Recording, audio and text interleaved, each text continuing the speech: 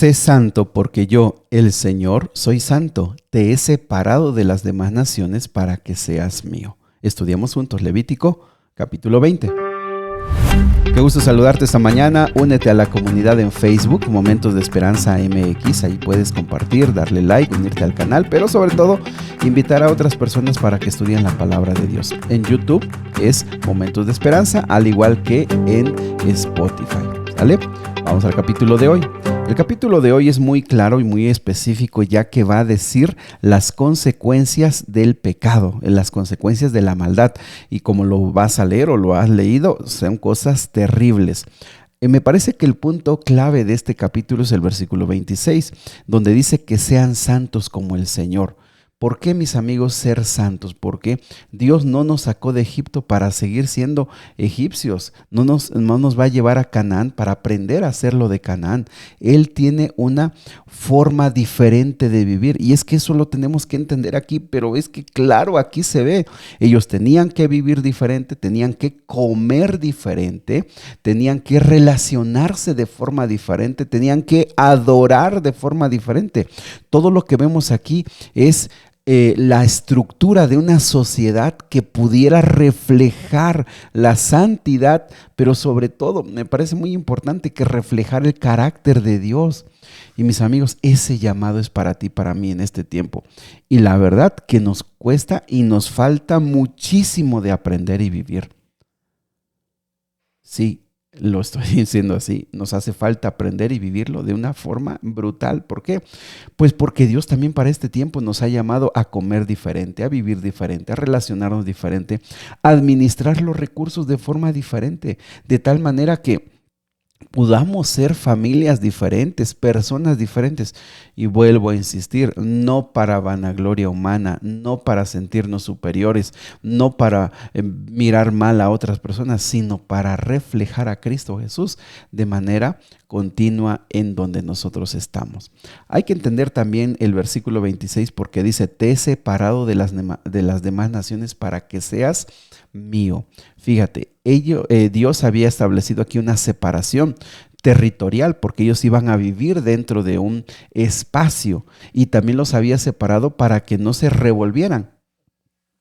Sin embargo, el objetivo que tenía esto es que ellos como nación fueran la luz para testificar al mundo. Y que el mundo viniera a esta nación y conociera por qué viven diferente, por qué son diferentes. Y de esta forma pudieran ellos conocer a Dios. Ojo con esto.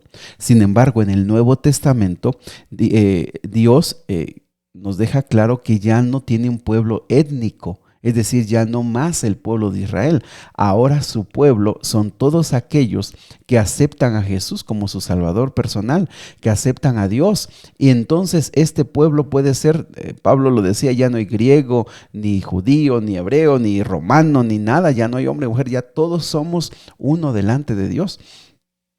Y con esto, mis amigos, el llamado a separarnos ya no es separarnos físicamente. Ahora nosotros hemos sido llamados a ser la sal del mundo, a ser la luz del mundo. Entonces, ¿cuál es la separación?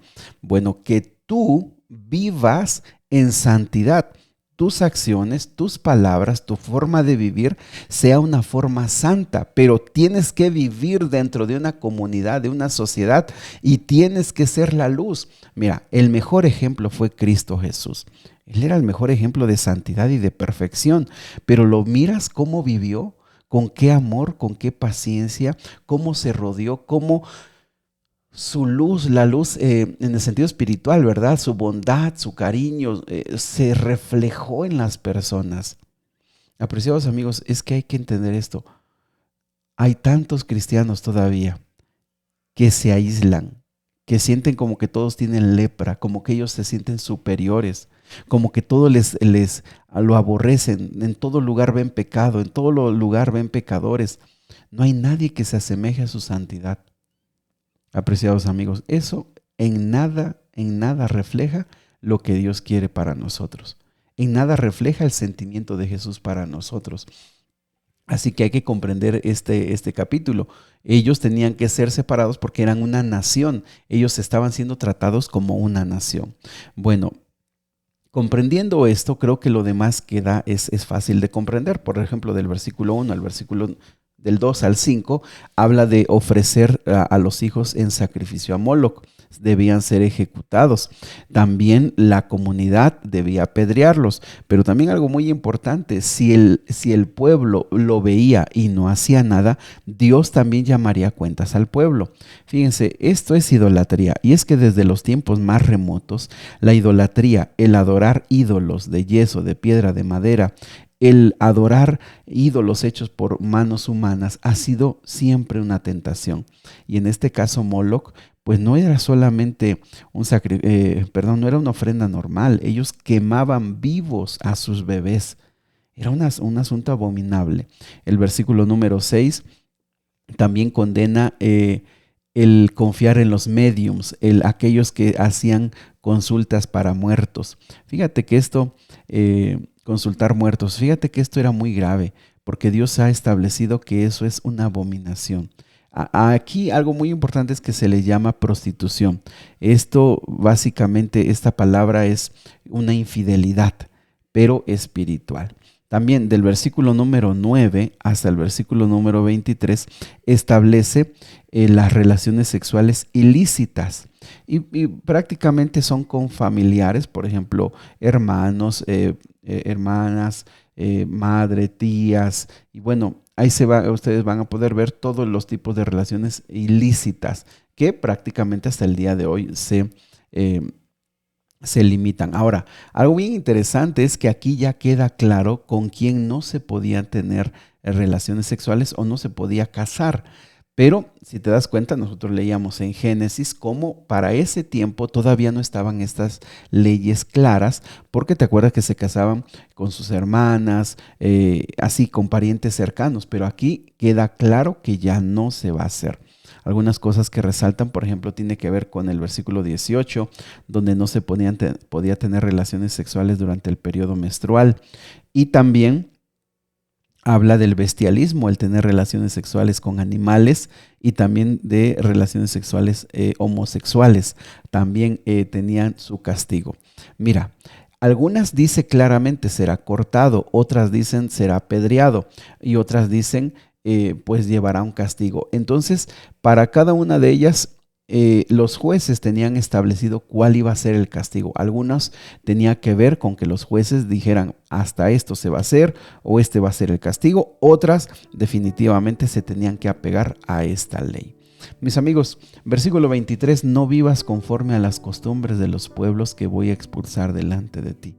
Nuevamente este llamado es que nosotros aprendemos de lo que vemos y somos seducidos por nuestros propios gustos y vamos aprendiendo lo que la gente hace.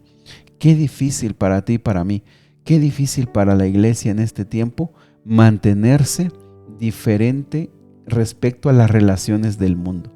Hay tantas cosas generalizadas, tan vistas, no se ven mal, quiero decir, no se ven cosas perversas, no. Son cosas que las personas lo hacen por mente abierta. Mis amigos, este es un llamado para nosotros.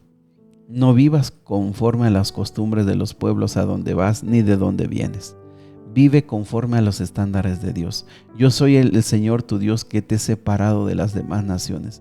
Dios nos llamó para que seamos suyos, para que seamos de Él. Le pertenecemos. Tenemos una nueva dignidad. Tenemos una nueva forma de vivir. Enseñémoslo a nuestros hijos. Qué difícil para nuestros hijos, porque cada vez el mundo se deteriora, se corrompe más y somos atraídos y seducidos, dice Pablo, respecto a las tentaciones.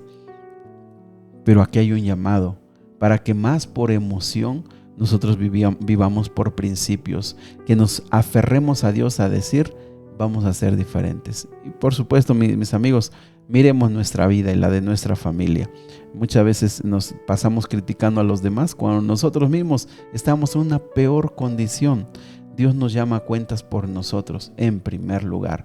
Cuando nosotros lo hacemos, el Señor nos va a bendecir y sobre todo nos puede usar de un ejemplo para motivar a otros para acercarse más a Él. Que ese sea tu propósito, que esa sea tu forma de vivir. Querido Padre, bendícenos, danos de fortaleza porque nosotros somos débiles y somos seducidos y somos atraídos para vivir como el mundo vive, como viven las naciones. Nosotros hoy entendemos que te pertenecemos, que tú nos reclamas como tuyos. Y Señor, nosotros queremos reflejar tu carácter. Por favor, danos fortaleza, bendícenos. Si hemos fallado, perdónanos. Y que tu gracia, tu perdón y tu misericordia pueda conquistar nuestro corazón. Te lo pedimos, Señor, en el nombre de Jesús. Amén. Que Dios te bendiga. Sigue orando. El Señor quiere escucharte.